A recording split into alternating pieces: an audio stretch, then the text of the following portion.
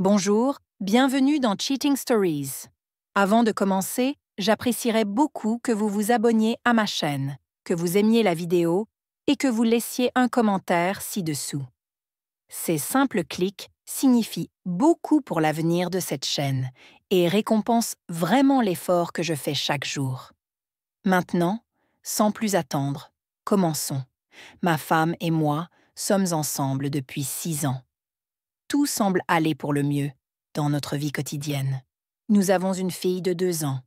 Mon épouse est une femme très séduisante, avec une belle silhouette, de longues jambes, une petite poitrine bien dessinée et une peau douce. Je l'aime profondément. Mais entrons maintenant dans le vif du sujet. Ma femme travaillait pour une entreprise en déclin. Pourquoi est-ce que je dis cela? Je m'explique. Cette entreprise ne pouvait pas être qualifiée de bonne parce que les relations entre les employés étaient clairement irresponsables et non professionnelles. Comment le sais-je? Je vais vous le dire. Je ne voulais pas que ma femme aille à l'événement de l'entreprise. Je sentais que quelque chose allait mal se passer. Elle a commencé à se préparer à cet événement 2 semaines à l'avance, en achetant une robe, des chaussures et même un parfum. Elle a choisi un parfum que je n'aimais pas. Lorsque je l'ai mentionné, ma femme l'a balayé du revers de la main, en disant que je n'aurais de toute façon pas à le sentir puisqu'elle le laverait à son retour. La robe qu'elle a choisie avait un décolleté très profond. Je ne l'ai pas aimée, mais ma femme m'a dit en plaisantant que même si elle m'aimait, elle voulait impressionner ses collègues. Ils avaient parié sur qui serait le plus beau et sur une caisse de champagne hors de prix pour le réveillon du Nouvel An. L'événement commençait à 16 heures et devait se poursuivre jusqu'à 23 heures. L'idée ne me plaisait pas, mais je n'avais aucune raison de ne pas faire confiance à ma femme. Elle ne m'avait jamais déçue auparavant. Le 30 décembre, je l'ai raccompagnée à la porte et un taxi est venu la chercher. Je lui ai demandé de rester à la maison, mais elle m'a répondu qu'elle ne pouvait pas, car cela nuirait à sa réputation professionnelle. Elle m'a expliqué que son patron n'aimait pas les refus et que cela pouvait avoir un impact négatif sur sa carrière. Bien sûr, elle gagnait bien sa vie, contrairement à moi qui travaillais comme enseignante. J'avais un salaire décent et stable, mais pas aussi élevé que le sien. Après le départ de ma femme, j'ai décidé de la laisser se détendre et s'amuser.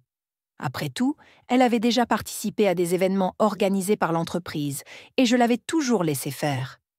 Mais cette fois-ci, j'ai ressenti une inquiétude vide et un sentiment de malaise que je n'arrivais pas à dissiper.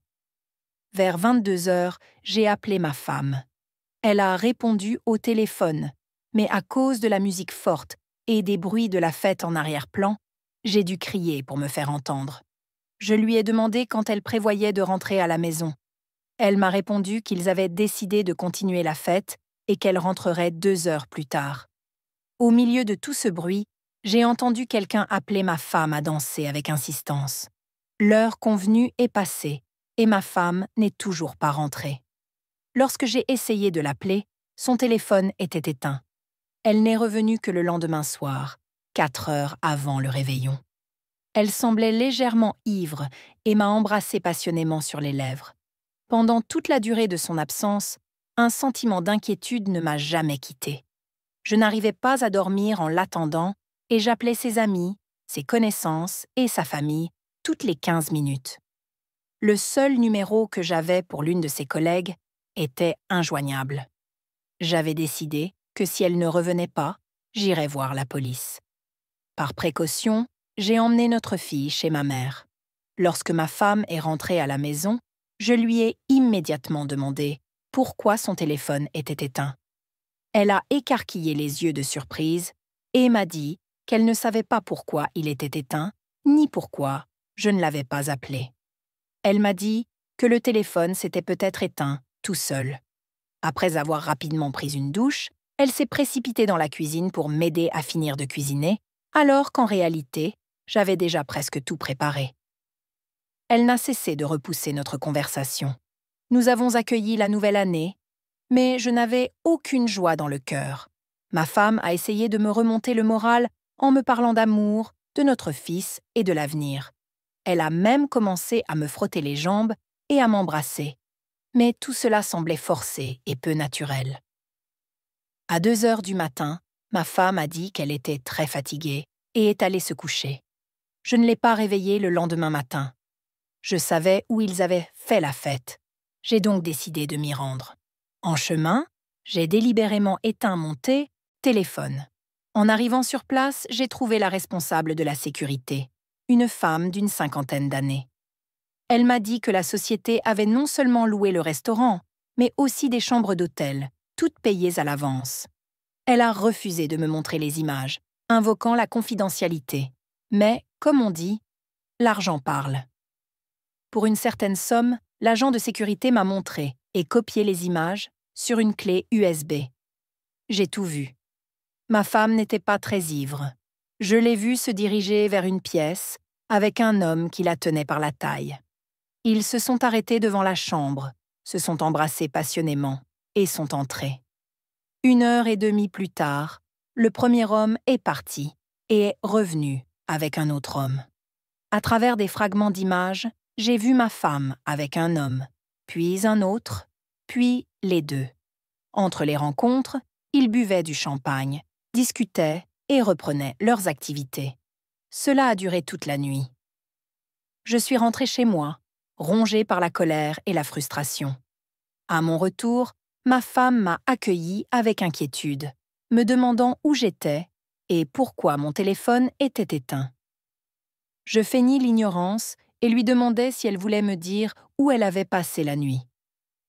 Elle m'a répondu qu'elle était allée à une fête, qu'elle avait trop bu et qu'elle était restée chez un collègue. Je lui ai demandé si elle disait la vérité. Avec de la peur dans la voix, elle a insisté sur le fait qu'elle ne mentait pas. C'est alors que je lui ai demandé si elle voulait regarder un nouveau film érotique, dans lequel elle jouait le rôle principal. Ma femme s'est figée. J'ai récupéré l'ordinateur portable, j'ai branché la clé USB et j'ai lancé le film. Ma femme a éclaté en sanglots et s'est mise à divaguer, disant qu'elle était ivre et qu'elle ne savait pas ce qu'elle faisait. Elle m'a supplié de la pardonner en me disant qu'elle m'aimait et qu'elle aimait notre enfant. Pris de rage, j'ai fait mes bagages et je suis partie. Je lui ai dit que je demanderais le divorce et que je me battrais pour obtenir la garde de notre fille. Plus tard, j'ai retrouvé ses 2 collègues et j'ai envoyé les images à leurs épouses. Quant à mon ex-femme, je passe à autre chose. Voici l'histoire. Si vous l'avez aimé, soutenez-nous avec un like et abonnez-vous à notre chaîne. Merci d'être là avec nous.